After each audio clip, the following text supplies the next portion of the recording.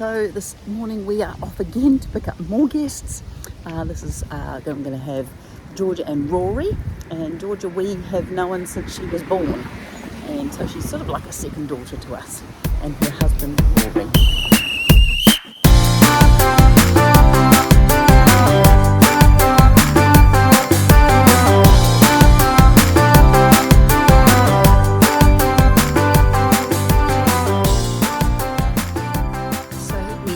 Lock at 1 o'clock. You have to get permission from the captain and he lifts the bridge, and then you have to ring the next lot of commercial bridges, and we've rung them and they've said there's another big boat coming in 20 minutes, so we are sitting on the side waiting for the big boat to come.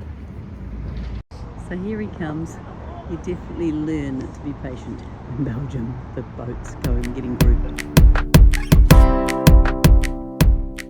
See up there you've got the red and green lights, so they're starting to get the bridge prepared, or the traffic to get out of the way, so hopefully it'll all go nice to plan and we'll be able to go straight in after him.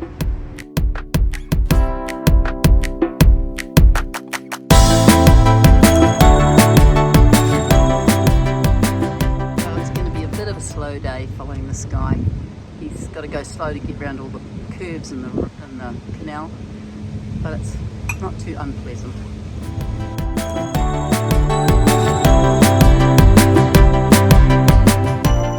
We just came through that last bridge, and the guy in front of us, he's stopped, and we've sort of come up this side and we've stopped because the boats that were coming in front had said there's a big boat coming. So I've just been waiting for this guy to come, and the guy that we were following has said to get in front of him, so we're going to duck through once this guy goes through. So just coming into Beerman now. It's a very nice port. Look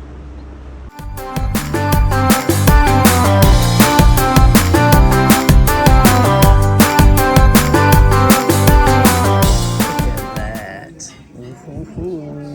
I don't think. What's Georgia got? Rory and I are going for the flames. What have you got? Apple tart. None of this is yum. And look, our boat is just there. What a perfect evening. So we had a lovely evening last night and a good night's sleep. Lovely and quiet here. And this morning we are off to Ghent again, and it's going to be a beautiful day. From Beerman to Ghent, it's about 4.5 hours.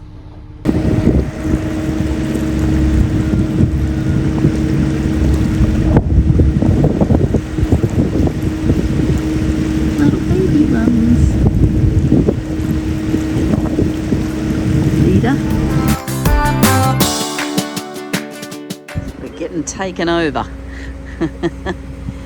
He's a big boy, we need to keep out of his way.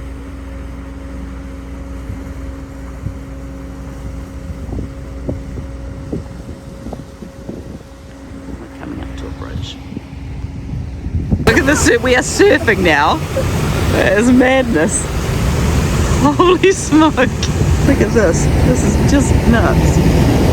He is creating like a full-on hole. Obviously a rally on today or something. These little boats going on. Sorry, that's a bit hard on the eyes. Oh.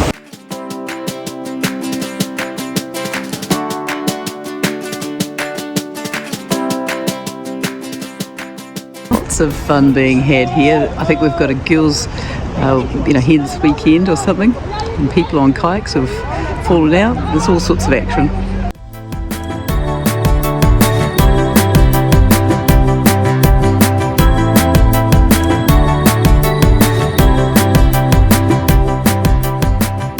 So here we are again at Ghent. It took us about 4 hours to get from Beerman to Ghent, but we just took our time. And we're just about to go exploring.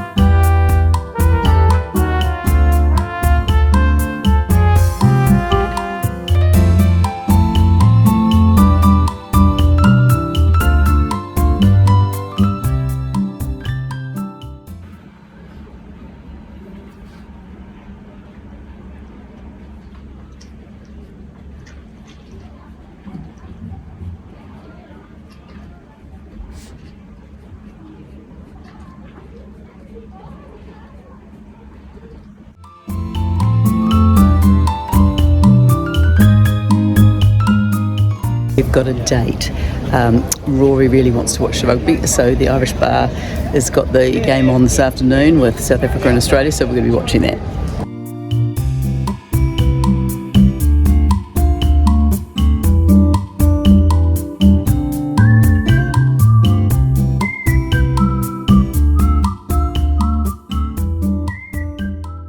Rowers for all the madness of the tourist boats come.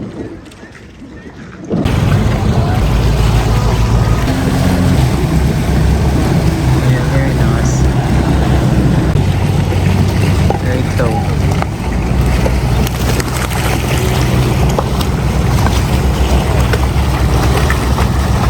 Pretty.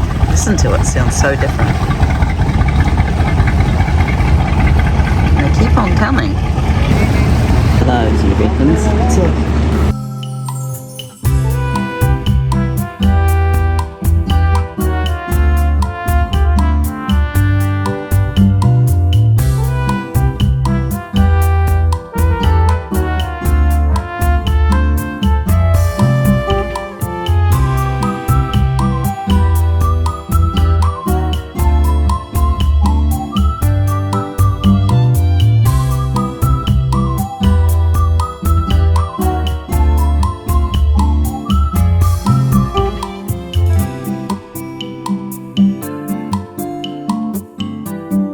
Video guys, Rory and Georgia have been with us for 3 days, 3 nights I think it is, and they've come over from Richmond and London to come and see us, which has been very pleasant. We've done Bruge and Ghent. And have you enjoyed being on the boat? Yeah, I think we have, yeah. It's been great. Yeah? It's a slow life. Yeah, it's pretty relaxed, isn't it? Yeah. I napped half of it, but Oh, good. Glad you enjoyed it. yeah, thank you. The next morning, before we left Bruges, we went to another brocante market and perused the wares for a few hours.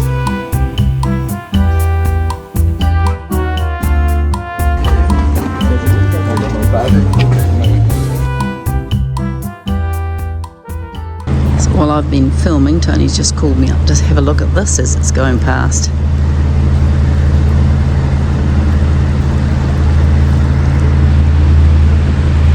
Of a bridge or something. Wicked.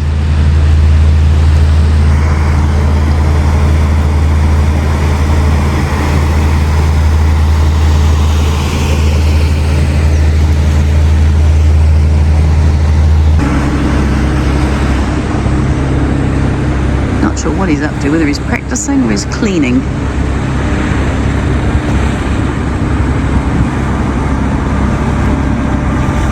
I think he's just cleaning.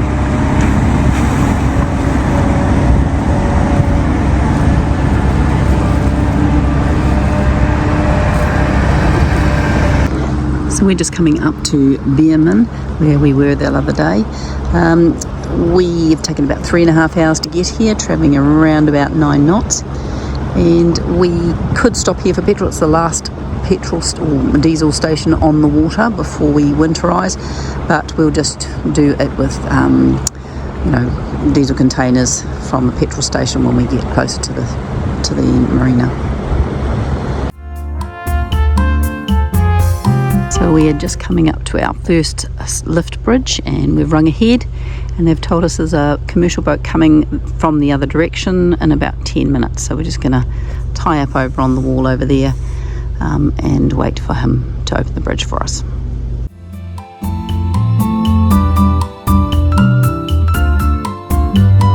So we're just coming up to our second bridge. We haven't called because we're actually in the system now, and we've been perfect timing. There's another boat just coming through, so hopefully we can sneak through after them.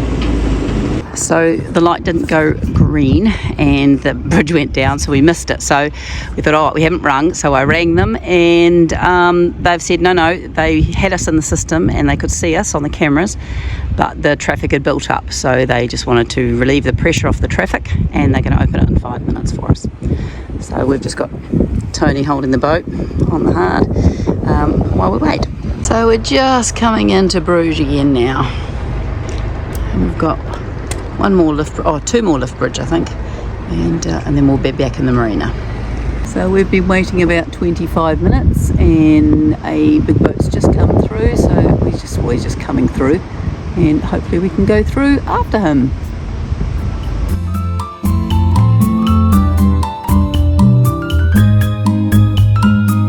So I have been trying to get hold of Steve at the marina with the numbers that are on Watercart all day, and it just keeps coming back that the phone is engaged. So we are now at the marina and he needs to lift up the bridge for us to get through. So I think I might end up having to get off the boat and just run across and see if I can get him to know we're here. We'll see how we go. So I did climb over the fence and went and saw the Capitan. He raised the bridge for us. So we're all tied up. It's 1:45, so it was just on 6 hours to get here from Ghent. The reason I couldn't get hold of Steve when we were coming into the marina was because he'd had his phone stolen, unfortunately. So that was the only reason. Normally you can get hold of him. This is Helen and Steve, who are the Capitans of the Bruge marina, and they have been absolutely wonderful for us. We've really enjoyed staying here.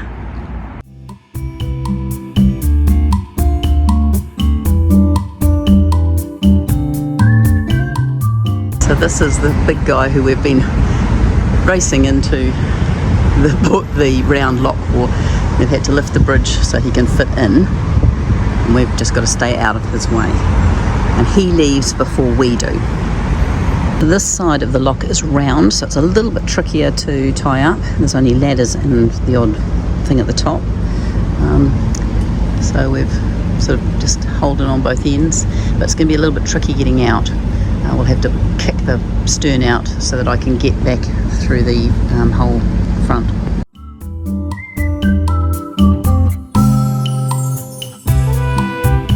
This is certainly not dull. This is a bit of excitement this morning. It's been great. Lots of action and keeping us on our toes.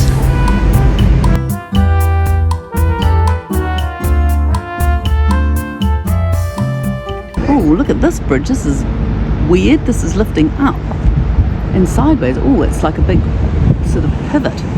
Wow, that's totally different from anything we've seen. My flag out of the way.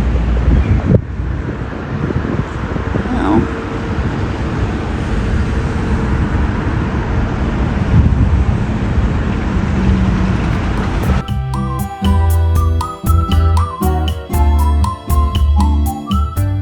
A nice little pontoon here to tie up on, and we see there's lots of other private boats down here, so might be quite another alternative for staying.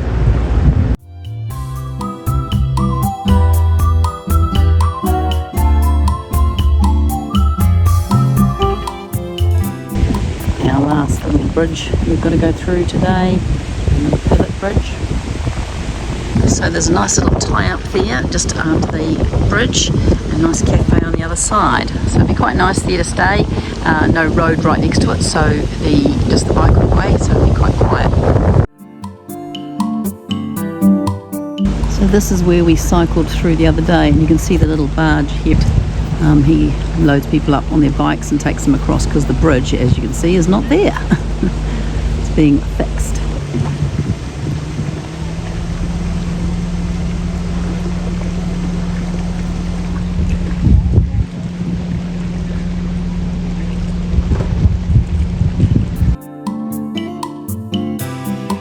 So we are at the intersection of where we turn off to go towards, I think it's Newport, I think Ostend straight ahead, and we've called ahead and it will open in half an hour.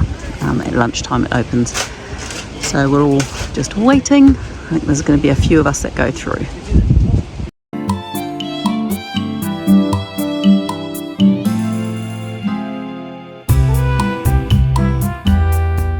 We had a lovely night last night. We're staying on this little pontoons.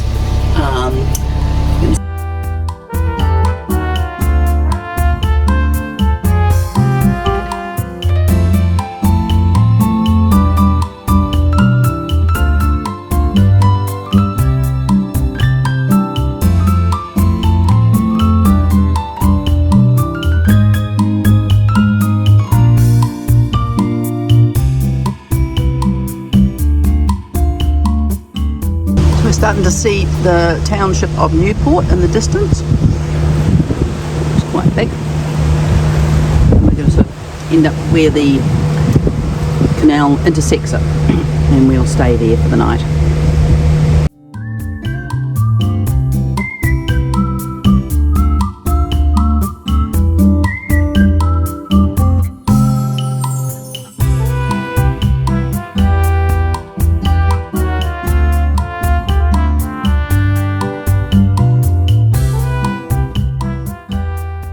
So this is the marina at Newport.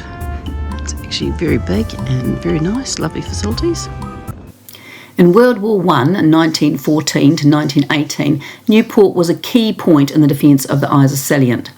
The Ganzepoort, the city's elaborate lock system, known as Ganzepoort or Goosefoot, was used to flood the Yser plain, and thus halting the German advancement. By flooding the area, the Belgians and their allies stopped the German army's advance and prevent them from capturing more territory. The whole area was absolutely devastated, and there was not much left, so all the buildings are pretty much new from that date. There is an amazing museum in Diksmuide which goes into this in a lot more detail.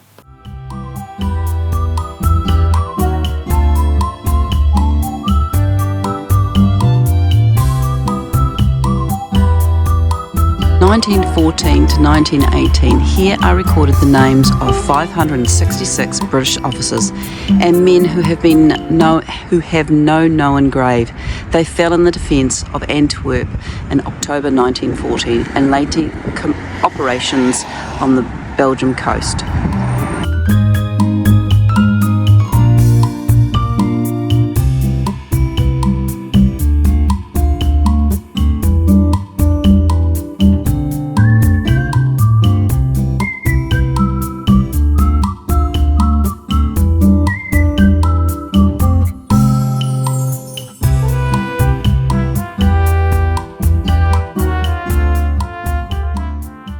Walked over to the Newport Marina chandlery shop, which was very good.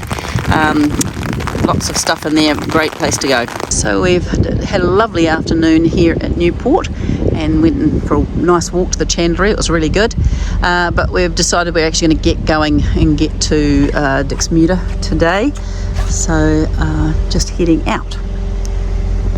The marina of Newport is on the end of a big lake which has lots of sports activities on most of the time. Very pleasant place to stay.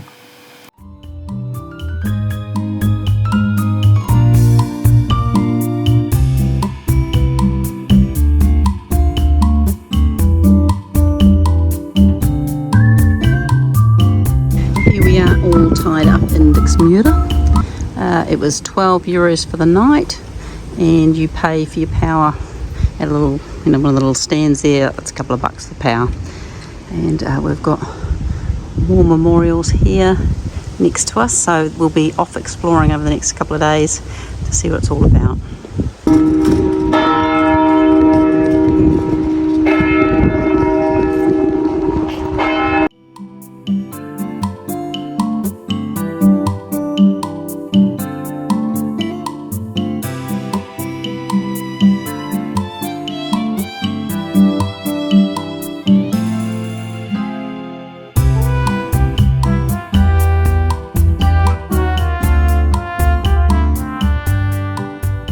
So we've been looking for a supermarket and it's come up with this, and it's obviously you can get just automated machines.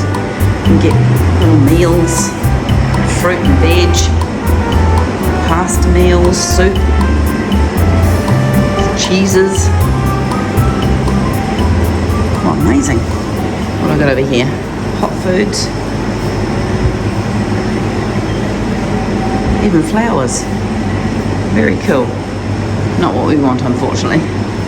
So this morning we've been out looking for laundromat, supermarket, what else was there? I can't think. A few other things this morning, and just having a good walk around the town. Quite a pretty little town, but there's not much here. Lots of empty shops, but we found for the essentials. We just haven't been able to find antifreeze.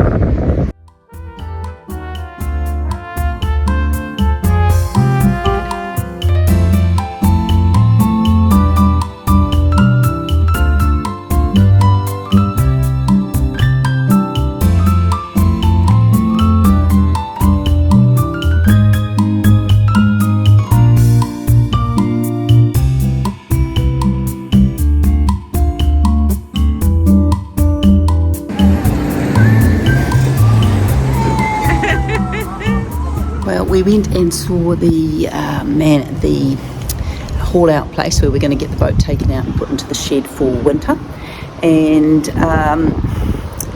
it was a bit stinted in our speaking to each other. He didn't really give us a huge amount of information, so I've sent him an email, which is what he wanted me to do, to give him all our questions, and he's going to answer it in his time when he's not busy welding and working. And but we're going to go down to Ypres from here for a couple of days, but we've decided it's very windy and now it's not much fun being pushed around in the wind, so we're going to just stay here and finish our season here, just relax and get it all done. Well, that's it for this week. I hope you've enjoyed it. I thoroughly enjoy having you guys watching them, and any comments that you make are always greatly appreciated, and we will see you next week.